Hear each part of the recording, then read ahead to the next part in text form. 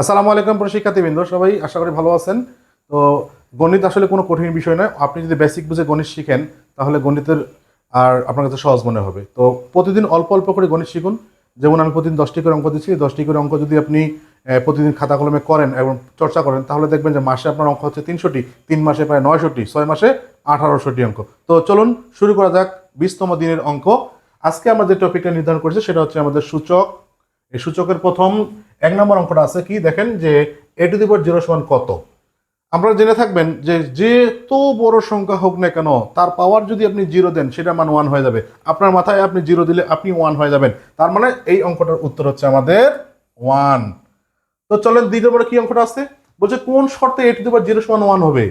তো সূচকের যে শর্তটা আছে যে a⁴ সমান সমান 1 হবে যখন a নট ইকুয়াল টু 0, অর্থাৎ এই ভিত্তিটা যদি 0 না হয়, 0 না হয় অন্য যে কোনো সংখ্যা হলে সেটা মান হবে আমাদের 1। তাহলে এটা সঠিক উত্তর হচ্ছে আমাদের খ। আসি 3 নম্বর অঙ্কে, কি বলছে দেখেন a⁴ সমান সমান কত। একটু আগে কি বলছিলাম যে কোন সংখ্যার পাওয়ার 0 হলে তার মান হয়ে যায় 1, সেটা যেত বড় সংখ্যা হোক না কেন। তাহলে এটা 7 এর পাওয়ার 0, 7⁴ মানে কি 1। সঠিক উত্তর 1, তাই না? কত মজার না অঙ্ক। দেখেন আসেন, এ এবং বি দুটি ধনাত্মক সংখ্যা হলে বলছে যে 1/5, 1/5, 3ab এবং এটার পাওয়ার 0 সমান সমান কত। রাকাবে আসছিল রাজশাহী কৃষি উন্নয়ন ব্যাংক। তো দেখেন 1/5, আর এই যে বলছিলাম এই পুরো ব্র্যাকেটের উপর কি আছে 0 আছে, তার মানে পুরো ব্র্যাকেটের মান হয়ে যাবে 1। এখানে হয়ে গেল 1, তার মানে কি হচ্ছে 1/5। সূচকের নিয়মের আরেকটা অঙ্ক দেখেন যে সূত্র x⁻1, মানে পাওয়ারটা যদি মাইনাস থাকে তাহলে 1 বাই এইটা হবে 1/x।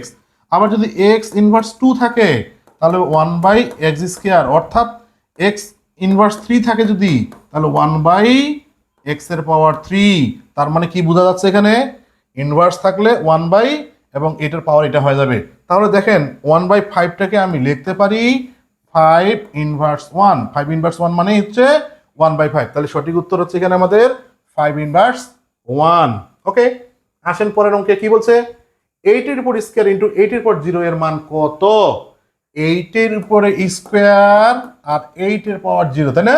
দেখেন 8² মানে কি 8 গুণন 8, তাহলে 8 গুণ করলে কত হয় 8 64, 64।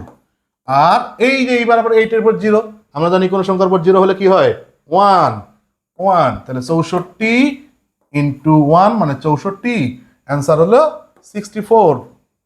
ওকে, দেখেন এবার কি বলছে x² এরপরে কিউব কে x³ দ্বারা গুণ করতে বলছে, x³ দ্বারা।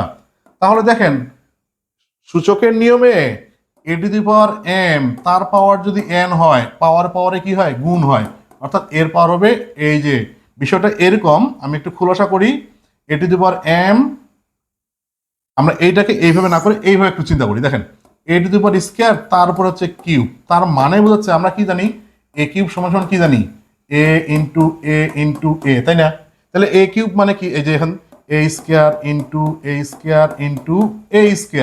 এখন দেখেন ভিত্তি সবগুলা এই ভিত্তি সূচকের নিয়মের ভিত্তি যদি একই থাকে পাওয়ারগুলো যোগ করতে হয়, অর্থাৎ 2 + 2 + 2 অর্থাৎ হচ্ছে a⁶।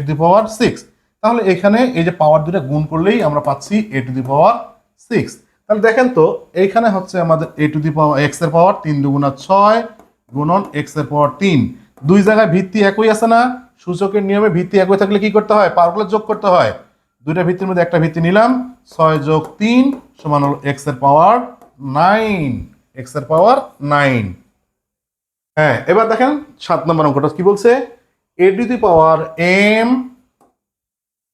ইন্টু a⁴n সমান সমান a⁴m + n কখন হবে। 14তম বিসিএস আসছিল প্রশ্নটা, যদি ধনাত্মক হয়, ঋণাত্মক হইলে তো মাইনাস হবে, কখনোই না, না অবশ্যই হয়, ভাগ করলে না, এটা গুণ করলে, অর্থাৎ এটা হচ্ছে আমাদের সঠিক উত্তর হচ্ছে ধনাত্মক হলে।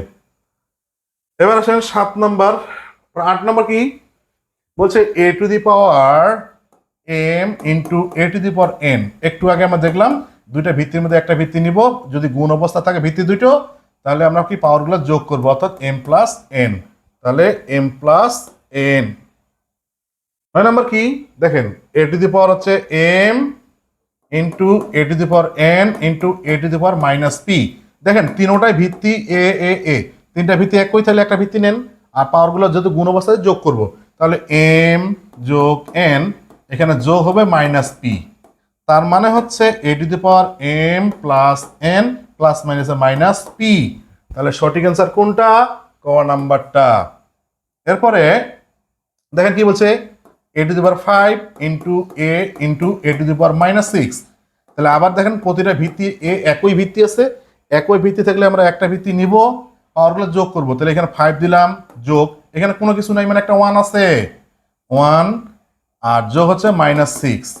তাহলে হচ্ছে 5 আর একে হলো 6, 6 মাইনাস 6, অর্থাৎ এ টু দি পাওয়ার হচ্ছে 0।